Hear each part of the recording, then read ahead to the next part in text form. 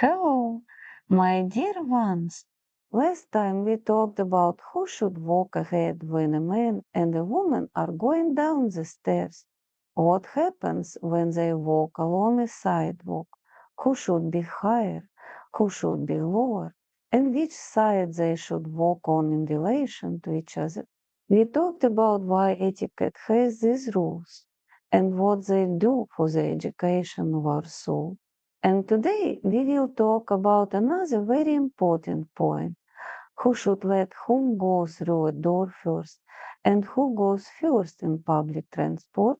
And at first it seems like a topic that is perfectly obvious. A man lets a woman go first.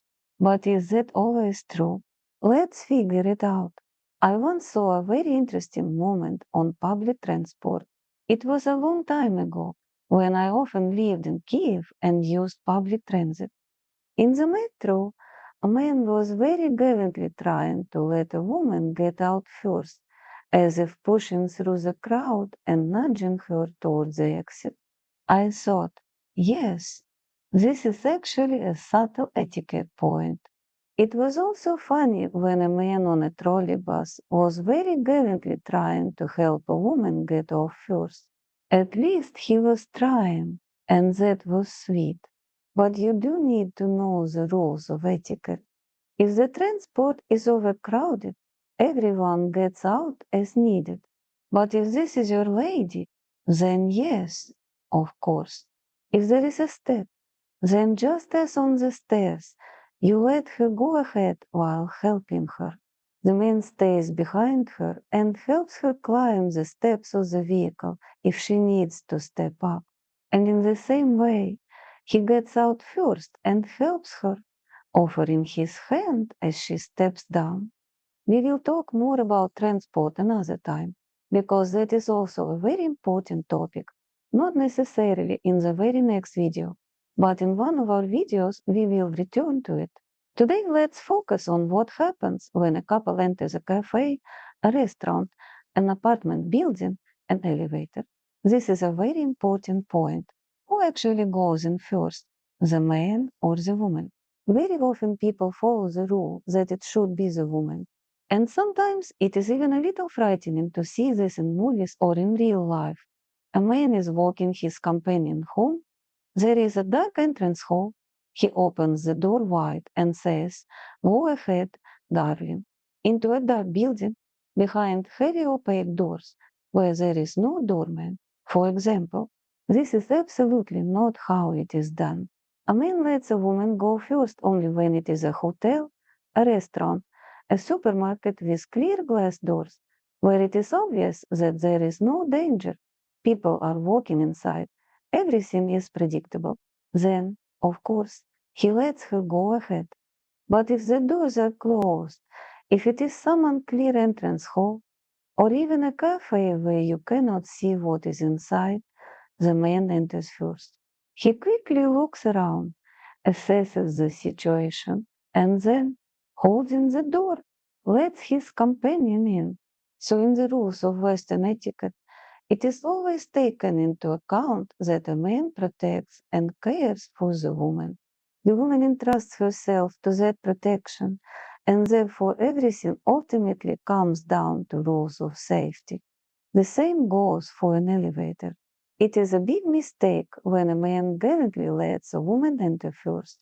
That is acceptable only if the two of them are standing at the elevator and the man is a subordinate while the woman is the boss. Then he lets her enter first, showing respect for her status. Again, assuming he is sure the elevator is safe and this is an office elevator. In that case, it is inappropriate to protect her. She is the boss. But if he understands that it may not be safe, the man still takes on the role of protector. And if he is with his lady, he enters the elevator first. I once saw a video where a woman who runs an etiquette school was filming a reel, and her husband gallantly let her go into the elevator first. That is a mistake. It is not correct. When you study etiquette, you have to dig deeply and understand the nuances. Whenever you encounter a proper etiquette rule, A rule that truly has a reason to exist. Always look at whether it supports the comfort of others and whether it carries a deeper spiritual foundation. An elevator is not the safest place, and if a man is with his lady, he enters first, and then she enters after him. There is also another rule of etiquette in an elevator. You do not talk if you are not alone. In an elevator, people stay quiet. They do not carry on conversations. If there are already many people in the elevator, for example, in an office setting, it is inappropriate to make a scene of letting your lady through or going ahead. If it is an office and many people are waiting, you always let those who are getting out leave first, and then everyone enters in order, so that no crowding is created. This is important too. Exactly the same logic applies when leaving. For example, if a woman and a man are leaving a restaurant and there is an open, safe street outside, perhaps with a doorman or a security guard, then through those clear doors the way is open and safe. Of course, he lets his companion go first. But if the door opens onto a street you cannot see, if the door is solid, if the cafe is in an area he does not yet know or feel confident about, then of course he goes out first, holds the door, and lets her come out after him. There are also nuances about holding the door. If the door opens toward you, the man pulls it open, and if he is letting his companion pass, he remains inside the room while holding it open. If the door opens away from him, he takes a half step outside, holds the door, and lets the woman through. And if he is leaving first, he does the same. He goes out and, of course, opens the door for her. She should not have to open the door herself. He has opened it, held it, and she comes out after him into safety.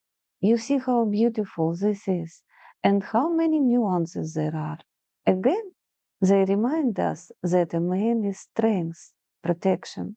A woman is tenderness, something worth protecting, safeguarding, and cherishing. Each rule is a beautiful reminder that nature created us with a higher mission in the masculine form to carry strength and protection, in the feminine form to carry tenderness, understanding, touch and sensitivity, everything that inspires a desire to protect and to respect. And, of course, there must be unconditional mutual respect. The woman does not rush ahead. The man does not push her aside. Everything is done with great respect and understanding for each other. There is also a nuance. For example, in the theater, when a premiere ends and a man and a woman often have to make their way through a crowd, the man always goes ahead because, again, he protects his companion so that she will not be harmed in a large crowd. These are such beautiful rules of etiquette. Write in the comments, did you know them or not? Do you like them or not? Maybe you have your own view. It will be interesting to read your opinion. Our etiquette episodes are released every Monday evening, Pacific time. I love you, my dear ones. Bye bye. And next time, I will probably tell you how etiquette rules help women preserve youth and beauty, what rules do this, and how they work. I think ladies will find it interesting. And actually, they work for men as well. Men are usually less interested in it, though that is a pity. My dear ones, now it is bye bye. I love you. Until our next meeting.